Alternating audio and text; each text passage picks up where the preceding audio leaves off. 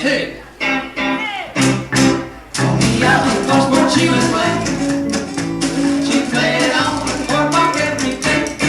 A little sunsets on the ground, bubbles all around. Rub-a-dub-a-dub, little into cheap found. Ripples on her drink that's made along. You ain't tossing on the laundry board. Alright, it looks like I have two boxes that have been here since the 4th of January, so I'm going to knock these two out next. One of them is obviously a guitar. Both of these, I mean, really need to get back to these customers. I'm going to start with this one. These are looking forward down the line, but for now, let's open up this box. Okay. Let's see what we have inside of this one.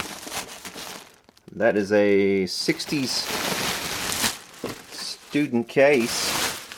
I think this is a K, if I remember correctly. A K or a Harmony. I believe it's a K. It might be a Harmony Bobkat. That's what it looks like, the case.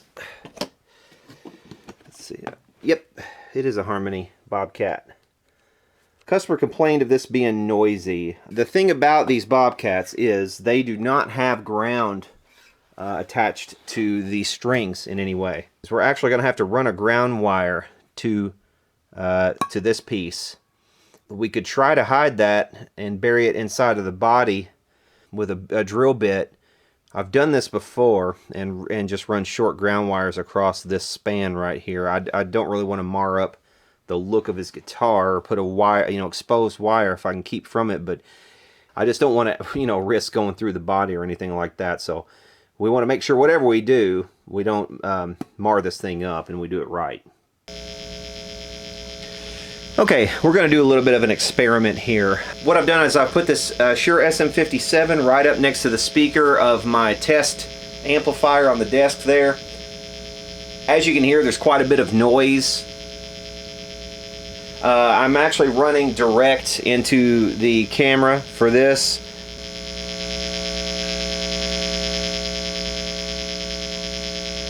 So you should really be able to hear that noise pretty loudly there, loudly enough to know what I'm talking about.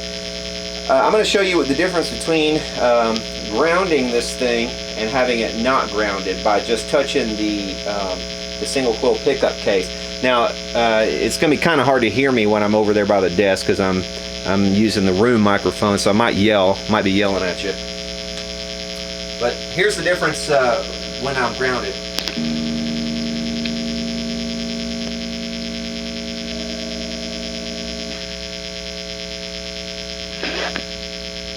Actually, I can increase the noise quite a lot if I want to. Put this light closer. You can see it does help a little bit, but it's not a magic bullet by any means. It's not going to cut out all noise.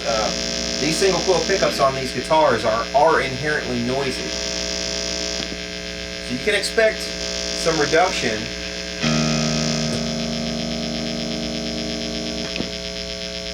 But it's not going to take it all away. What I'm going to also do here right now is I'm going to start turning off lights and start turning off electrical equipment that I have on here on the desk. So I'll start with some lamps.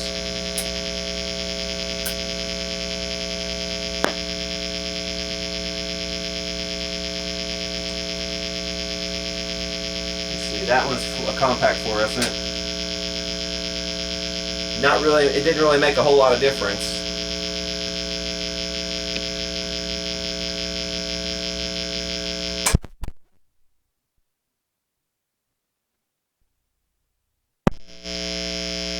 Whoops, I turned off the microphone there. Hopefully that didn't sound too awful.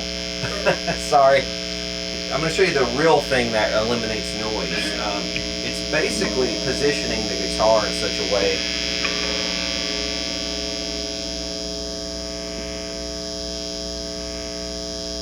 and what is it I'm doing here?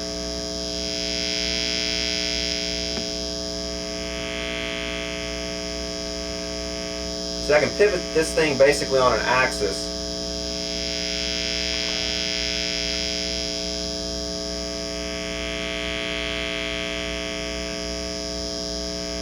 I can find a middle zone right there. It's almost like dialing in a potentiometer. Look. But what I'm doing is I'm actually, whatever field, whatever electromagnetic field is creating this disturbance that's causing the noise in this particular room, and it could be any number of things. It could be the wiring in the ceiling. It could be the tiny motor that's in my clock up here. I've got an RCA flip clock up there that runs on a little motor, and it could be that, perhaps. It could, I suppose, be just my mains breaker, which is in the next room over. But there are some electromagnetic lines of force that are emanating out from something, somewhere, and they're probably circling around. We could probably follow this thing around, and it would. I could do this, and what I'm doing is actually lining up the electromagnetic lines of force of whatever's creating this disturbance. So what I could actually do, if I wanted, is follow these lines all the way out, and they would probably form a very large arc that would come back around and show me exactly what's creating the problem. And like I said, I think it may be the breaker. But essentially what's happening here is, when it's quietest is when I'm in line with those lines of force. Now if I turn it this way, I'm going to try it on this axis as well. But that doesn't seem to work so well. I can also try it on this axis.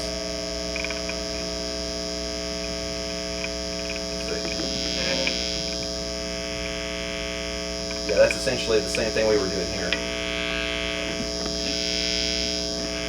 This not only goes for my room here, but this goes for any room you're going to ever stand in that has any kind of electromagnetic interference. And that goes for any modern home you're ever going to set foot in, basically. Any commercial building, anywhere on the planet that's going to have some level of interference, most likely, in most places inside of it. Whether it's just from stray, radiation, from cell phone towers nearby, or, you name it. There's any number of things going on. It could also be, now that I think about it, right above this room is my Wi-Fi also. So it could have something also to do with the Wi-Fi that's up there. But I can make this thing get really quiet if I touch my hand to the pickup. So I'll basically ground it.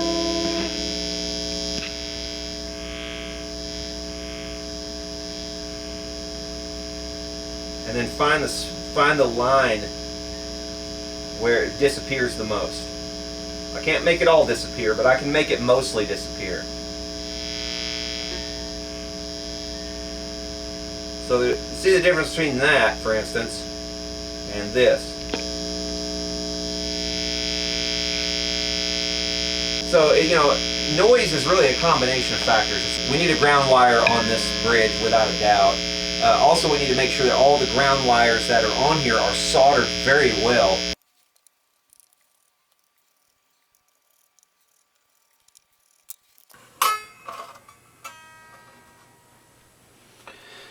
Okay, and one thing you'll notice with this pick guard and the electronics that are on it, you see when I pull this out of here, there's no wire attaching. Usually you can't do this with Fenders or most other, higher end brands of guitars, because you have a ground wire running somewhere. This one does not have a ground wire, so you can just take this right out.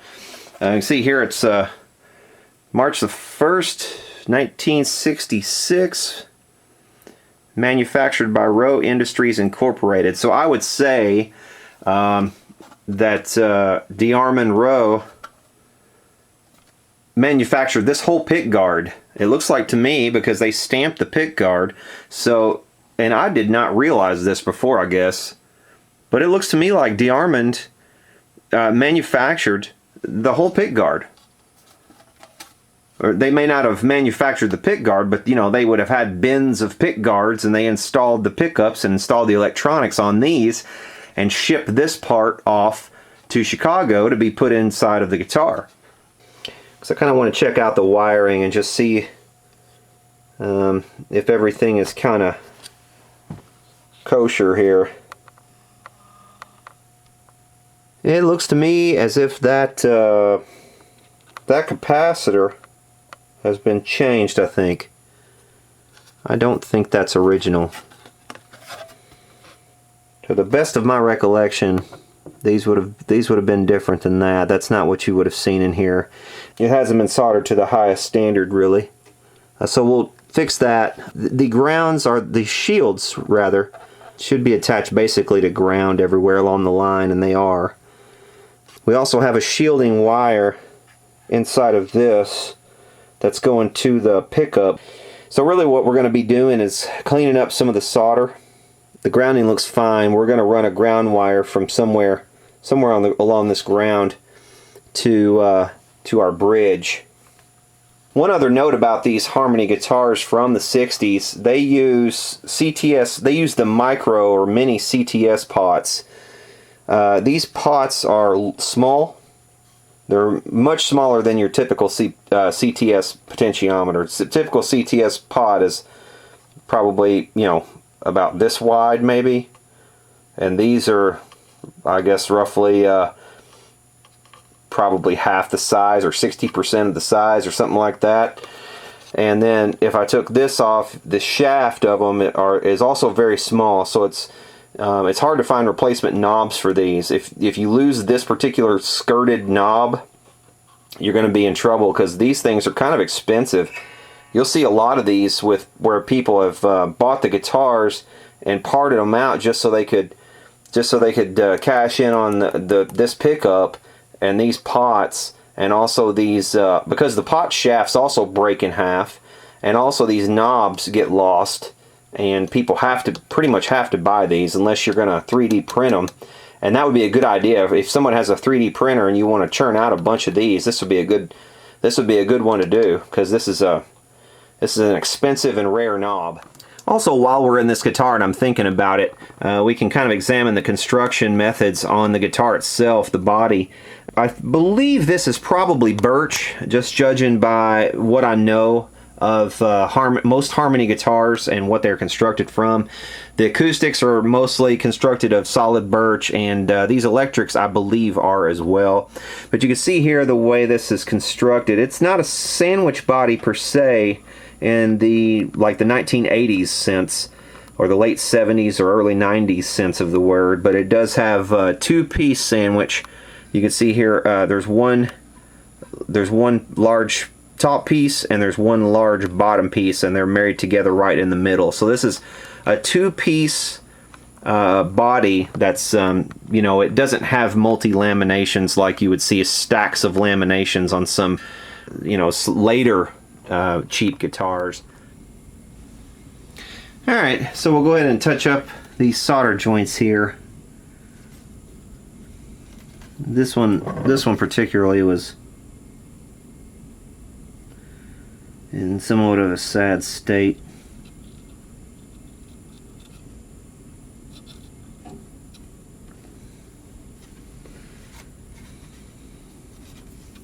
And also this one.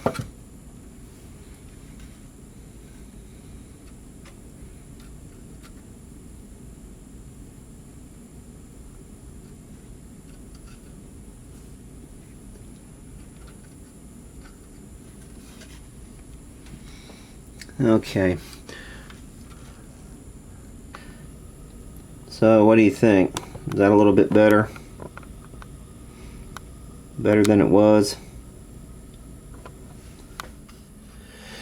Okay, I've thought about this a little further, and I have decided to go ahead and drill this. There's no way I'm going to send this thing back to the customer with an exposed wire running across there. It just doesn't make any sense when I can go ahead and drill it out. It's not that big of a deal, and I don't think he is going to think it is either. Otherwise, he wouldn't have sent it to me. So, but what I'm doing right now is just kind of eyeballing where I want to start with it, with the wire, and where I need to go with it. I think I'm going to take the shortest possible route, so that means kind of going from this little hump right here, somewhere in this area, over to here. Alright, so the first thing I want to do is loosen these strings, and we'll take this bridge off. So is everybody fed up with the NAMM videos yet? That's been about all that's been in my feed. I don't know about you, but it's been NAMM this, NAMM that. Here's another, frankly, boring video from NAMM. I'll confess, I've never been personally to a NAMM, but to me it kind of looks like hell. It looks like a Guitar Center on crack. It really is what it looks like. I mean, it's a little bit better in a sense because at least you got some good players there, but still, it looks like a cacophonous mess that I don't think I would want to be part of for very long. And no offense to the guys making NAMM videos. I guess it's kind of cool if you're looking to buy one of those products. It's good that you can kind of preview what's coming out and everything, but it kind of gets overboard because it seems like everybody with a YouTube channel makes NAMM their mecca. But you know, like I said, I'm not judging anybody. If that's your thing, if you like going to conventions and stuff, that's cool. More power to you. I just don't think it would be my bag. I would much rather sit in my basement like Gollum and complain. Stupid fat hobbit. Whatever I do, I want to bring my wire up kind of right beside this hole so that I can sort of bring the wire up and then kind of wrap it around the screw hole so it kind of has something to stay to. So basically the shortest distance from, like, say right here to the pick guard is going to be probably right here where this hump begins, like right in here, this area. Okay, somewhere right in there. Now I think I want to flip this guitar around, face it the other way so I'll have a better angle. Another thing I want to do definitely is start at the very top of this thing, kind of right on the cusp. And in order to do that, I think what I want to do is take out just a tiny bit of wood right here, just chisel out a little notch so that I can get started. Something like this might work out. Let's see, what are they? Wood carving knives. This is for like artist kind of stuff, and that might do okay. But essentially, that's all I need. I need something to rest upon to kind of get started, because you can't get started on a 90-degree lip.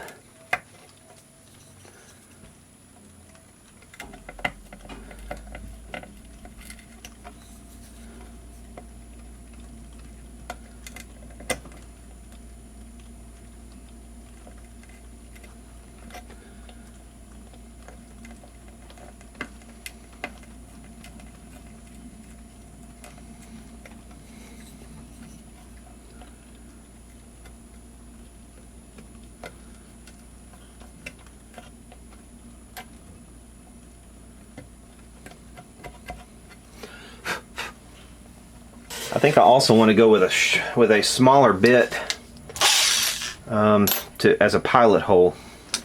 That's definitely what I'm going to do. I'm not going to risk slipping or something like that.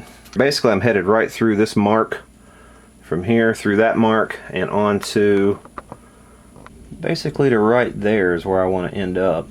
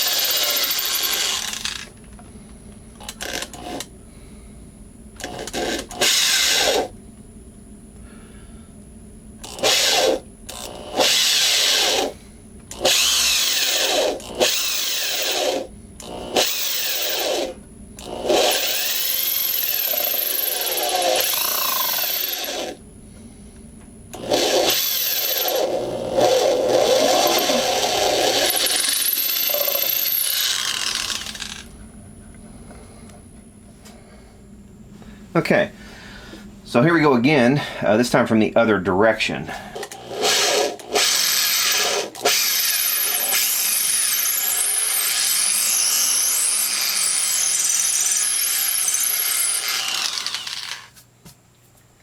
See, I can definitely feel the bottom of that. I'm hitting the bottom of that hole, so.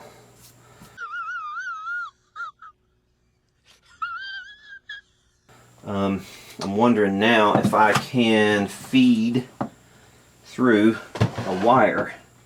And I think I'm going to have to probably just angle this a little bit to kind of get around the bottom. There it is. Boom. Okay, so that is going to work just fine. So success. And I think the way to do this is probably going to be just to stick it right down in the screw hole. The mounting screw, that is. Something just like that right there.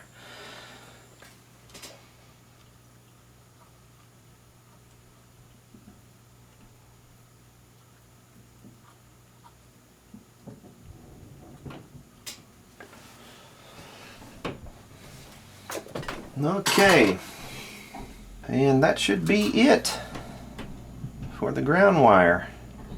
I think what we've done here at the end of the day is we've added value to this guitar. This is something he would, if he comes to sell this thing, it will be a selling point. So that's it. Let's tune her up and check her out. Alright, once again, this will give me an opportunity to show you how to fake everybody out and make them think that you have perfect pitch. What you want to do is you want to start with a high E note, and the way I do that is generals gathered in their masses, just like witches at black masses. Okay? Evil minds that plot destruction, that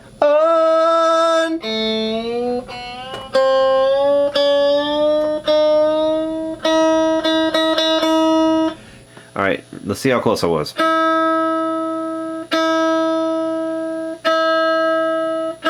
does that mean? I'm negative, I'm just a little bit flat. Let's see.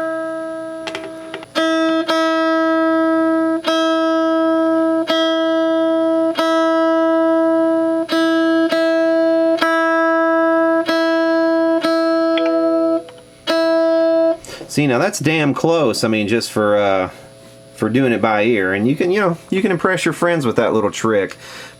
You know, depending on what kind of mood I'm in or how tired I am, maybe my perception of what that note is changes a little bit. You know how they say flies like they live for a really long time in their own minds, but it's only like for 24 or 48 hours or something like that, but to them it seems like they've lived, you know, a 70-year lifespan because their metabolism is so fast, you know. And for like a three-toed sloth or something like that, their perception of time is also different. So to them, they're moving normally, and everybody else is just kind of like buzzing around them like flies. Now here comes the part where somebody invariably will chime in and say, "You didn't even change the strings. You put the old strings back on it. What kind of a tech are you putting the old strings back?" Well, he didn't send me any new strings. I didn't say anything about new strings, so I preserved his old strings. Sue me.